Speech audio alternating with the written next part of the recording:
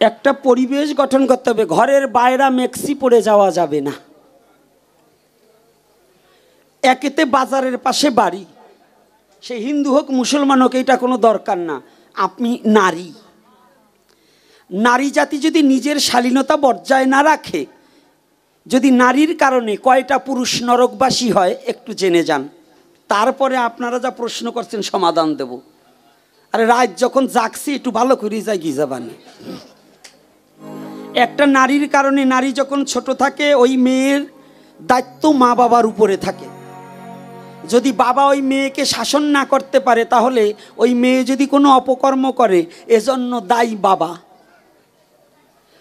বাবা যদি না থাকে বড় ভাই, বড় ভাই যদি না থাকে, ওই মেয়ে যদি বিবাহ হয় স্বামী, স্বামীর পরিবর্তে স্বামী যদি না থাকে ছেলে থাকলে ছেলে, তার মা যদি বেপরোয়া হয়ে চলে, মাকে কন্ট্রোল করবে ছেলে, শাসন করতে হবে।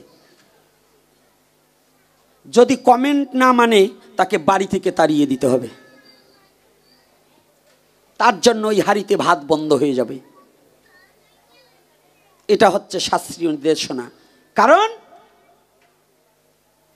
একটা নারী তার মান সম্মান, স্বামীর কুল এবং পিতৃকুল দুটো কুলকে মুক্তি দিতে পারে একটা নারী। নারী নরকের দ্বার, নারী স্বর্গের সিঁড়ি। যদি নারী ভক্তিমতী কন্যা এবং চরিত্রবান নারী হয়, সে তার পিতৃকুল এবং মাতৃকুলকে এবং শ্বশুরকুলকে মুক্তি দেওয়ার মতো যোগ্যতা রাখতে পারে।